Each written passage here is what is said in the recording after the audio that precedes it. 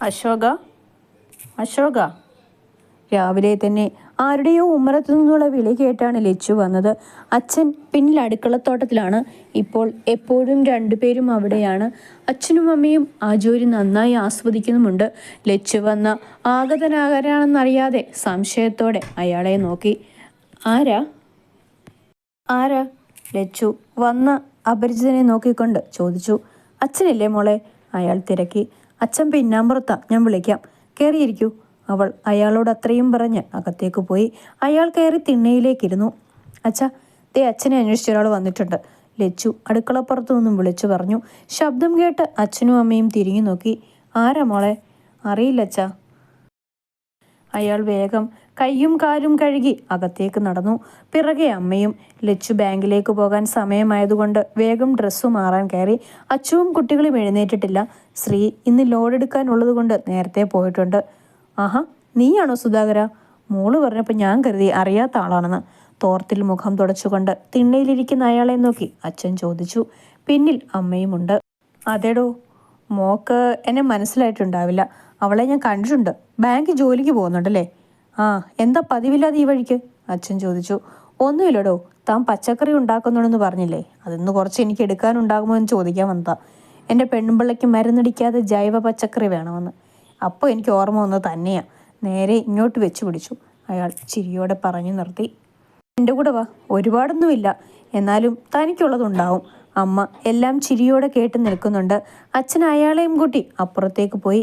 അമ്മ ചായ എടുക്കാൻ അകത്തേക്കും പോയി. അമ്മേ, ഞാൻ ഇറങ്ങാണേ. അടുക്കളയിൽ നിൽക്കുമ്പോൾ പിറകിൽ നിന്നും ലച്ചുവിൻ്റെ ശബ്ദം കേട്ടു. ഇത്ര വേഗം സമയമായോ? ചോറ് വെച്ചില്ലേ? ആ, അതൊക്കെ എടുത്തു. അച്ഛനെവിടെ? ആരാ വന്നത്? പുറത്തുണ്ട്, അച്ഛൻ്റെ കൂട്ടുകാരനാണ്. ആൾക്ക് പച്ചക്കറി വേണമെന്ന്. എന്താ വേണ്ടതെന്ന് കാണിക്കാൻ കൊണ്ടുപോയിരിക്കുക. അച്ഛാ, ഞാൻ ഇറങ്ങുന്നു, അവൾ അടുക്കളപ്പുറത്തു നിന്ന് വിളിച്ചു പറഞ്ഞു. ആ, ശരി മോളെ. അവളുടെ വിളിക്ക് അച്ഛൻ മറുപടി കൊടുത്തു. അമ്മേ, ഇന്ന് ശരി. ഉമ്മ. അമ്മയോട് ഒരിക്കൽ കൂടി യാത്ര പറഞ്ഞ് അമ്മയെ പിറകിലൂടെ കെട്ടിപ്പിടിച്ച് ഉമ്മ വെച്ച് യാത്ര പറഞ്ഞു അവൾ. അമ്മയ്ക്കും ഒത്തിരി ഇഷ്ടമാണ് അവളുടെ ഇങ്ങനെയുള്ള പ്രവൃത്തികൾ. പെൺമക്കളില്ലാത്ത തനിക്ക് ദൈവം കണ്ടറിഞ്ഞു തന്നതാണെന്ന് എപ്പോഴും പറയും എല്ലാവരോടും. അമ്മയും ഒരു സ്നേഹചുംബനം അവൾക്ക് നൽകി. ഇരുവരുടെയും സ്നേഹപ്രകടനങ്ങൾ കഴിഞ്ഞ് രണ്ടുപേരും നോക്കിയത് ഉറക്കം കഴിഞ്ഞ് എഴുന്നേറ്റ് വരുന്ന അച്ചുവിൻ്റെ മുഖത്തേക്കാണ്. അവൾ പുച്ഛത്തോടെ മുഖം തിരിച്ച് അപ്പുറത്തേക്ക് ഇറങ്ങിപ്പോയി. ബാങ്കിന് മുന്നിൽ ബസ് ഇറങ്ങി ലച്ചു ശ്രീയുടെ ചോറിൻ്റെ പൊതിയുമായി കടയിലേക്ക് നടന്നു. ശ്രീയേട്ടാ, ഇത് ചേച്ചി വരുന്നുണ്ട്, കടയിലെ ചെറുക്കൻ വിളിച്ചു പറയുന്നത് അവൾ കേട്ടു. ശ്രീ കടയ്ക്കുള്ളിൽ നിന്നും പുറത്തേക്ക് വന്ന് അവൾ വരുന്നതും നോക്കി നിന്നു. ഇതാ ശ്രീയേട്ട, പിടിക്ക്, നേരം വൈകി. ലച്ചു അതും പറഞ്ഞ് പൊതി അവൻ്റെ കയ്യിൽ കൊടുത്ത് ബാങ്കിലേക്ക് ഓടും പോലെ നടന്നു. ഇതുമാത്രം പറഞ്ഞ് വേറൊന്നും പറയാതെയല്ല അവളുടെ പോക്ക്. ശ്രീ ചെറുചിരിയോടെ നോക്കി നിന്നു. ദേ ശ്രീയേട്ടൻ്റെ മുഖത്ത് പ്രണയം. ദേ, നീ അടി മേടിക്കും. കടയിലെ ചെറുക്കൻ അവനെ കളിയാക്കിയതിന് അവനെ അടിക്കും പോലെ കാണിച്ച് ശ്രീ കടയ്ക്കുള്ളിലേക്ക് തന്നെ കയറി. ശ്രീനിയുടെ വീടിൻ്റെ 2ാം നില വാർപ്പും തേപ്പും എല്ലാം കഴിഞ്ഞു. ശ്രീയോടും അച്ഛനോടും ഒന്നും പറഞ്ഞില്ലെങ്കിലും കഴുത്തോളം കടത്തിൽ മുങ്ങിയിരുന്നു അവൻ. തനിക്കൊരു താങ്ങായും തണലായും നിൽക്കേണ്ട അച്ചു പോലും തേപ്പ് കഴിഞ്ഞ് വീടുപണി അങ്ങനെ ഇട്ടതിന് അവനെ ശകാരിക്കാൻ തുടങ്ങിയിരുന്നു.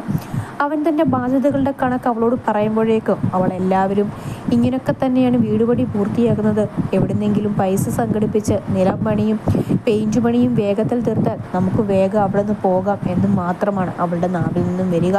അതോടെ ശ്രീനി പിന്നെ ഒന്നും പറയാൻ പോകാറില്ല. ഭർത്താവിൻ്റെ അവസ്ഥ കണ്ടറിയേണ്ട അവൾ തന്നെ ഇങ്ങനെയൊക്കെ പറയുമ്പോൾ വേറെന്തു ചെയ്യാൻ? അവരുടെ സംസാരം യാദൃച്ഛികമായി അവരുടെ മുറിക്കരികിലൂടെ പോകുമ്പോൾ കേട്ട ലച്ചു ശ്രീയോട് ചോദിച്ച് ഒരു തീരുമാനത്തിലെത്തി. പിറ്റേന്ന് ശ്രീനി സ്കൂളോട്ടം പോകാനായി ഇറങ്ങുമ്പോൾ ലച്ചു പുറകിൽ നിന്ന് വിളിച്ചു. ശ്രീനി എന്താണെന്ന പോലെ തിരിഞ്ഞു നോക്കി. എന്നെ ഒന്ന് പോകുന്ന വഴിക്ക് സ്റ്റാൻഡിൽ ഇറക്കി തരുവേട്ടാ, അവൾ ചോദിച്ചതും കയറാൻ പറഞ്ഞ് അവൻ ഓട്ടോയിൽ കയറി ഓട്ടോ സ്റ്റാർട്ട് ചെയ്തു. 1ഉം 2ഉമൊക്കെ സംസാരിച്ചപ്പോഴേക്കും സ്റ്റാൻഡിലെത്തി അവൾ ഇറങ്ങി അവനോട് യാത്ര പറയാൻ എന്ന പോലെ അവൻ ഇരിക്കുന്നതിൻ്റെ അടുത്തേക്ക് പോയി കയ്യിൽ കരുതിയിരുന്ന പൊതി അവനെ ഏൽപ്പിച്ചു. അവൻ എന്താണെന്ന പോലെ അവളെ നോക്കിയപ്പോഴേക്കും അവൾ സ്റ്റാൻഡിലേക്ക് കയറി നിന്നിരുന്നു. അവനിത് സംശയത്തോടെ തുറന്നപ്പോൾ അതൊരു 3 പവനോളം വരുന്ന ഒരു പാലയ്ക്ക മാലയാണ്. ഓട്ടോ വേഗം നിർത്തി അവൾ കരികിലേക്ക് ഓടി. എന്താ ലച്ചു ഇത്? എന്തിനാ ഇതൊക്കെ? എനിക്ക് ഒരു ഭാര്യയും ഭർത്താവും സംസാരിക്കുന്നത് പുറത്തു നിന്ന് കേൾക്കാൻ പാടില്ല, തെറ്റ് തന്നെയാണ്. പക്ഷേ ഞാൻ ഏട്ടനും അച്ചുചേച്ചിയും തമ്മിൽ സംസാരിക്കുന്നത് കേട്ടിരുന്നു. അവൾ അത്രയും പറഞ്ഞപ്പോഴേക്കും അവൻ നെറ്റിച്ചുളിച്ചുകൊണ്ട് അവളെ നോക്കി. അവൻ്റെ നോട്ടം കണ്ട് അവൾ പറഞ്ഞു, ഒളിഞ്ഞു നിന്ന് കേട്ടൊന്നുമല്ല കേട്ടോ, അതിലൂടെ പോയപ്പോൾ യാദൃച്ഛികമായി കേട്ടതാണ്. എനിക്ക് മനസ്സിലായി ഏട്ടൻ്റെ ബുദ്ധിമുട്ടുകൾ. എൻ്റെ കയ്യിൽ കാശായി തരാൻ ഒന്നുമില്ല, അതാ ഇത് തന്നത്. ലിച്ചു, എനിക്കിതൊന്നും വേണ്ട, ഇതൊന്നും എടുത്തു തരാൻ എൻ്റെ കയ്യിൽ ഉണ്ടാവില്ല. അവൻ സന്ദേഹത്തോടെ അവളെ നോക്കി. ഇത് തിരികെ തരാനല്ല ഇത് ഞാൻ തന്നത്, എൻ്റെ സമ്മാനമായി കരുതിയാൽ മതി. അവൾ അവൻ്റെ അവസ്ഥ മനസ്സിലാക്കിയതുപോലെ പറഞ്ഞു. ശ്രീ അറിഞ്ഞാൽ? അവൻ വേവലാതിയോടെ വീണ്ടും ചോദിച്ചു. അതോത്ത് ടെൻഷൻ വേണ്ട, ശ്രീയേട്ടനോട് ഞാൻ പറഞ്ഞിട്ടുണ്ട്, ഇത് കൊണ്ടുപോയി വേഗം വിറ്റ് നിലംപണി തുടങ്ങ്. അവൾ പറഞ്ഞു നിർത്തിയപ്പോഴേക്കും ബസ് മുന്നിൽ വന്ന് നിർത്തി. അവൾ അവനോട് യാത്ര പറഞ്ഞ് അതിലേക്ക് കയറി. അവൾ പോയ വഴിയെ നന്ദിയോടെ നോക്കി നിന്നു. ശ്രീനി ലച്ചുവിൻ്റെ ആഭരണം ഉപയോഗിച്ച് വീടിൻ്റെ ടൈല് പണിയും പെയിൻറ് പണിയും കഴിച്ചു. ഒരുവിധം എല്ലാം തീർന്നു. അച്ചുവിൻ്റെ മുഖം തെളിഞ്ഞു. അമ്മയും അച്ഛനും ഇതൊക്കെ കടം വാങ്ങിച്ച് ചെയ്യുന്നതിൽ നല്ല സങ്കടമുണ്ടായിരുന്നു. തൻ്റെ മകനെ സഹായിക്കാൻ കയ്യിലൊന്നുമില്ലല്ലോ എന്ന് കരുതി അവൻ ഇതൊക്കെ എപ്പോൾ കൊടുത്തു വീട്ടുമോ എന്തോ. ആ മാതാപിതാക്കളുടെ നെഞ്ചിൽ തീയായിരുന്നു. മുറിയിൽ ഫോണിൽ നോക്കി കിടക്കുകയായിരുന്നു ശരത്ത്. പെട്ടെന്ന് അഞ്ജു ദേഷ്യത്തോടെ വന്ന് വാതിൽ കൊട്ടിയടച്ച് കട്ടിലേക്കിരുന്നു. കൈ രണ്ടും കട്ടിൽ കുത്തിയിരുന്ന് അവൾ ഉള്ളിലെരിയുന്ന അതേ ദേഷ്യത്തോടെ ശരത്തിനെ നോക്കി. ശരത്ത് പെട്ടെന്നുള്ള അവളുടെ ഭാവമാറ്റം മനസ്സിലാകാതെ അവളെ തന്നെ സൂക്ഷിച്ചു നോക്കി. അഞ്ജു, ഡി എന്തു പറ്റി? അവൻ ഇരുന്നിടത്ത് നിന്നും എഴുന്നേറ്റ് അവളുടെ അരികിൽ വന്നിരുന്ന് തോളിൽ കൈവച്ചുകൊണ്ട് ചോദിച്ചു. അവൻ കൈവച്ച അതേ വേഗതയിൽ കൈ തട്ടിമാറ്റി. എന്താ അഞ്ജു, നീ പിന്നെയും അമ്മയെ വഴക്കിട്ടോ? അവളും അമ്മയും തമ്മിലുള്ള പ്രശ്നങ്ങൾ അറിയാവുന്ന അവൻ അവളോട് മയത്തിൽ ചോദിച്ചു. ഓ, ഞാനല്ലോ നിങ്ങളുടെ അമ്മയുമായി വഴക്കിടുന്നത്, അല്ല നിങ്ങളുടെ അമ്മയല്ല. അവൾ പുച്ഛത്തോടെ മുഖം ഒരു വശത്തേക്ക് തിരിച്ചു. അവനാണെങ്കിൽ പറഞ്ഞ വാക്കിൽ അബദ്ധം പറ്റിയെന്ന പോലെ നാവ് കടിച്ചു. ഓ സോറി, ഇനി പറ, എന്താ ഇന്നത്തെ പ്രശ്നം? നിങ്ങളുടെ അമ്മയ്ക്ക് ഞാൻ അടുക്കളയിൽ കയറാൻ പാടില്ല, അത് തന്നെ. കുളിക്കണം, നനയ്ക്കണം എന്നൊക്കെയുള്ള 100 കാര്യങ്ങൾ. ഇന്ന് അരി ഇടാൻ പോയപ്പോൾ സമ്മതിച്ചില്ല, കുളിച്ചിട്ടില്ലെന്നും പറഞ്ഞു. അതുപോട്ടെ, സാരമില്ലെന്ന് കരുതി. പിന്നെ ബ്രേക്ക്ഫാസ്റ്റ് കഴിഞ്ഞപ്പോൾ തുടങ്ങിയതാണ് ഇവിടുത്തെ ജോലി മുഴുവൻ ഇപ്പോഴും അമ്മയാണ് ചെയ്യുന്നതെന്ന് പറഞ്ഞ് പിറുപിറുക്കൽ. അത് കേട്ടില്ലെന്നടിച്ചപ്പോൾ അയലത്തെ സുമേച്ച് വന്നപ്പോൾ അവരോട് പറയുന്നു, ഞാൻ വന്നു കയറിയപ്പോൾ ഈ വീട്ടിൽ ഐശ്വര്യം ഒന്നും ഉണ്ടായിട്ടില്ലെന്ന്. അവൾ പറയുന്നതെല്ലാം ശരത്ത് കേട്ടിരുന്നു. അവന് തള്ളാനും കൊള്ളാനും വയ്യാത്ത അവസ്ഥ. അമ്മയും വേണം, ഭാര്യയും ഒരുപോലെ തനിക്ക് വേണ്ടപ്പെട്ടതാണ്. നീ ക്ഷമിക്കണ്ട അഞ്ജു, നമ്മുടെ അമ്മയല്ലേ, അതുമല്ല പ്രായമായതല്ലേ, വിട്ടുകളാ, അവൻ നയത്തിൽ പറഞ്ഞു നോക്കി. മാസം 3 ആയില്ലേ ശരത്, നിങ്ങളുടെ ഈ വാക്കും കേട്ട് ഞാൻ ക്ഷമിക്കുന്നു, ഇനി എനിക്ക് വയ്യ. ശരത് അവളെ എങ്ങനെ പറഞ്ഞ് സമാധാനിപ്പിക്കണമെന്നറിയാതെ ഇരുന്നു. അവനറിയാം അവളും അമ്മയും തമ്മിൽ എന്നും ഓരോ പ്രശ്നങ്ങളാണെന്ന്. അമ്മയ്ക്ക് അവൾ തൊട്ടതും പിടിച്ചതും എല്ലാം കുറ്റമാണ്. അമ്മയുടെ സ്വഭാവം പിന്നെ പണ്ട് തൊട്ടേ അങ്ങനെയാണ്. അമ്മായിയോടും ഉണ്ടായിരുന്നു അത്യാവശ്യം നാത്തൂൻ പോരെ. പിന്നെ കുഞ്ഞത് മുത്തശ്ശിയുടെ മരണത്തോടെയാണ്. അവനെല്ലാം ഓർത്തൊന്ന് നെടുവീർപ്പിട്ടു. പക്ഷേ ഇപ്പോൾ അതെല്ലാം അഞ്ജുവിൻ്റെ നേർക്കാണ്. ഒറ്റ മകളായി വളർന്ന അവൾക്ക് അവളുടെ വീട്ടിൽ എന്തിനുമുള്ള സ്വാതന്ത്ര്യമുണ്ട്. ഇവിടെയും അവൾ സ്വന്തം വീട് പോലെ തന്നെയാണ് കാണുന്നത്. അത് ശരത്തിന് മനസ്സിലാകുന്നുണ്ട്. എന്നിരുന്നാലും അമ്മയ്ക്ക് അവൾ ചെയ്യുന്നതെല്ലാം കുറ്റമാണ്. പിന്നെ അമ്മയെ പിണക്കേണ്ടല്ലോ എന്ന് കരുതിയാണ് താൻ ഒന്നും പറയാതിരിക്കുന്നത്. തന്നെ അച്ഛൻ മരിച്ചിട്ട് അങ്ങനെ നോക്കിയതാണ്. തനിക്ക് വേണ്ടി ഇനിയൊരു ജീവിതം പോലും വേണ്ടെന്ന് വെച്ച് താൻ ഒരാളെന്നുണ്ടല്ലോ ആണ് ലോകം എന്ന് കരുതി ജീവിച്ചയാളാണ്. തന്നെ ഈ നിലയിൽ എത്തിച്ചത് തൻ്റെ അമ്മ എന്നൊരാൾ മാത്രമാണ്. അതുകൊണ്ടാണ് അമ്മ അഞ്ജുവിനെ പറയുന്നതിനെല്ലാം കേൾവിശക്തി നഷ്ടപ്പെട്ടവനെ പോലെ നിൽക്കുന്നത്. അവനെ ആലോചനയിൽ നിന്നും പിന്തിരിപ്പിച്ചത് അഞ്ജുവിൻ്റെ ശരത് എന്നുള്ള വിളിയാണ്. നമുക്ക് ഇവിടെ ഓഫീസിലുള്ള ജോബ് റിസൈൻ ചെയ്ത് ബാംഗ്ലൂരിലേക്ക് തന്നെ തിരികെ പോവാം. അവൾ അപേക്ഷാസ്വരത്തിൽ അവനെ നോക്കി. രണ്ടുപേരും ബാംഗ്ലൂരിലെ ഓഫീസിൽ നിന്ന് ട്രാൻസ്ഫർ ചോദിച്ചു വാങ്ങിയാണ് അവരുടെ നാട്ടിൽ തന്നെയുള്ള ബ്രാഞ്ചിലേക്ക്. അവർക്ക് നാട്ടിൽ നിൽക്കാനാണ് താല്പര്യം.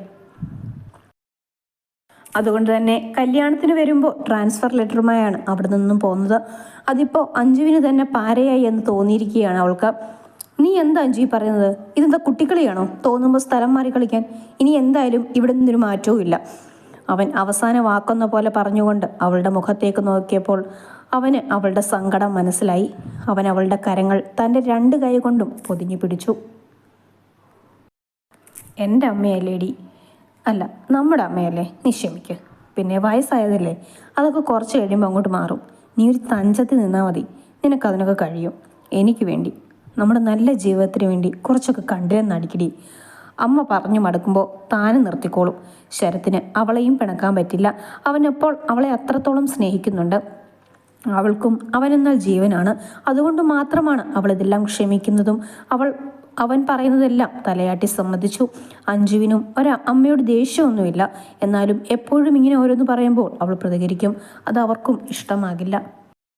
പിന്നെ അമ്മയെ നിന്റെ വഴിക്ക് കൊണ്ടുവരാൻ നല്ലൊരു മാർഗമുണ്ട്.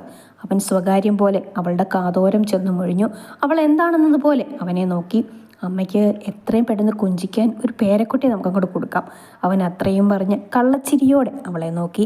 അവൾ നാണത്തോടെ അവൻ്റെ മുഖത്തേക്ക് നോക്കാൻ കഴിയാതെ തലയും താഴ്ത്തിയിരുന്നു. എന്താ കൊടുക്കയല്ലേ? അവൻ അവളുടെ മുഖത്തിന് നേരെ താഴ്ത്തിക്കൊണ്ട് ചോദിച്ചു. അയ്യേ, ഒന്ന് പോയ ശരത്.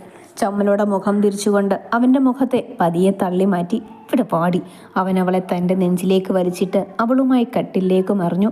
അവരുടെ പ്രണയ നിമിഷങ്ങളിൽ സ്വയം മറന്ന് രണ്ടുപേരും കിടന്നു. അവൻ്റെ സ്നേഹത്തിൽ അലിഞ്ഞു തീരുന്നതേയുള്ളൂ അവളുടെ മനസ്സിലെ വിഷമങ്ങൾ. ശ്രീയേട്ടാ, ശ്രീയേട്ടാ, എണ്ണീറ്റേ, ഇതൊരാൾ വരുന്നുണ്ട്.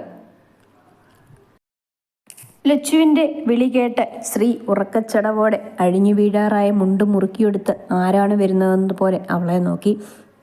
ലച്ചു തൻ്റെ മടക്കിയ കൈ നിവർത്തി അവന് നേരെ കാണിച്ചു. അവനവളുടെ കയ്യിലേക്ക് നോക്കിയ നിമിഷം അവൻ്റെ കണ്ണുകൾ വിടർന്നു. അവളുടെ കൈയിലേക്ക് നോക്കിയ നിമിഷം അവൻ്റെ കണ്ണുകൾ അതിശയത്താൽ വിടർന്നു. അവനത് കയ്യിലെടുത്ത് അവളുടെ മുഖത്തേക്ക് അതിശയത്തോടെ ആണോ എന്ന പോലെ നോക്കി. ലച്ചു അതെ എന്ന പുഞ്ചിരിയോടെ തലയനക്കി. അവൻ വീണ്ടും കയ്യിലേക്ക് നോക്കി. പ്രഗ്നൻസി കിറ്റിൽ തെളിഞ്ഞു കാണുന്ന 2 പിങ്ക് വരകൾ. അവൻ എത്ര നോക്കിയിട്ടും മതിവരാത്തതുപോലെ അവൻ അവളെ തനിക്കരികിൽ പിടിച്ചിരുത്തി തോളിലൂടെ കൈ ചേർത്ത് നെഞ്ചോടടക്കി പിടിച്ച് അവളുടെ മൂർധാവിൽ ചുണ്ടുകൾ ചേർത്തു. അവളത് കണ്ണുകളടച്ച് സ്വീകരിച്ചു. നീ ഇതെപ്പോ അറിഞ്ഞു? അവൻ അറിയാനുള്ള ആകാംക്ഷയിൽ അവളോട് ചോദിച്ചു. എനിക്ക് ഒരാഴ്ച ഈ സംശയം ഉണ്ടായിരുന്നു. പിന്നെ ഇന്നലെ ബാങ്കിൽ നിന്ന് വരുമ്പോൾ കിറ്റ് വാങ്ങി. ആദ്യം ശ്രീയേട്ടൻ തന്നെ അറിയണമെന്ന് കരുതി അമ്മയുടെ അടുത്തേക്ക് പോലും പോവാതെ ശ്രീയേട്ടനെ വിളിച്ചതാ. അവൾ പറഞ്ഞുകൊണ്ട് ഇരു കൈകൊണ്ടും സന്തോഷത്താൽ അവനെ പുണർന്നു. അവൻ്റെ കൈകളും അവളെ വരിഞ്ഞു മുറുക്കി. നെറ്റിയിൽ ചുണ്ടുകൾ ചേർത്ത് തന്നെയിരുന്നു. തൻ്റെയും ലച്ചുവിൻ്റെയും പ്രണയത്തിൻ്റെ അംശം തൻ്റെ തലമുറയെ പേറുന്നവൾ. അവൻ അവളെ എത്ര പുണർന്നിട്ടും മതിയായില്ല. അവളും അവൻ്റെ നെഞ്ചിൻ്റെ ചൂടിൽ പതുങ്ങി. തുടരെയുള്ള വാതിലിലെ മുട്ടുകേട്ട് അകലാൻ മനസ്സനുവദിക്കാഞ്ഞിട്ടും അകന്നുകൊണ്ട് പരസ്പരം നോക്കി. ശേഷം ശ്രീ എഴുന്നേറ്റുപോയി വാതിൽ കൊളുത്തു മാറ്റി. വാതിലിന് മുന്നിൽ അമ്മ ആധിയോടെ നിൽക്കുന്നുണ്ട്. മുന്നിൽ ശ്രീയെ കണ്ട അമ്മ ലച്ചുവിനെ കാണാഞ്ഞിട്ട് അകത്തേക്ക് എത്തി നോക്കി. അവൾ കട്ടിലിരിക്കുന്നത് കണ്ട് ലച്ചു എഴുന്നേറ്റ് അമ്മയുടെ അരികിലേക്ക് വന്നു. എന്താ മോളെ ഇന്ന് ഇത്രയും വൈകിയത്? ഇത്ര നേരമായിട്ടും കാണാഞ്ഞിട്ട് അമ്മ ആകെ പേടിച്ചു. അവർ ആധിയോടെ ലച്ചുവിനോട് ചോദിച്ചു. അവൾ മറുപടി പറയാതെ വേഗം അമ്മയുടെ കൈ പിടിച്ച് അതിലേക്ക് കാർഡ് വെച്ചു കൊടുത്തു. അമ്മ കാര്യമറിയാതെ അവളെ നോക്കി. അപ്പോൾ അവൾ കണ്ണുകൾ കൊണ്ട് കയ്യിലേക്ക് നോക്കാൻ പറഞ്ഞു. അവർ കയ്യിലെ കാർഡിലേക്ക് നോക്കിയപ്പോൾ തെളിഞ്ഞു കാണുന്ന 2 പിങ്ക് വരകൾ. അമ്മ സന്തോഷത്തോടെ രണ്ടുപേരെയും നോക്കി. നേരാണോ മോളെ? അവർ അത്യധികം സന്തോഷത്തോടെ ഇരുവരെയും നോക്കി. അവർ രണ്ടുപേരും ഒരുപോലെ തലയാട്ടി കാണിച്ചു. അമ്മയ്ക്ക് ഒത്തിരി സന്തോഷമായെന്ന് ആ മുഖഭാവത്തിൽ നിന്നും മനസ്സിലാവുന്നുണ്ട്. അവർ ഒരിക്കൽ കൂടി ഇരുവരെയും നോക്കി. അശോകേട്ട എന്ന് വിളിച്ച് അടുക്കളപ്പുറത്തേക്ക് ഓടി. ശ്രീയും ലച്ചുവും സന്തോഷത്തോടെ അത് നോക്കി നിന്നു.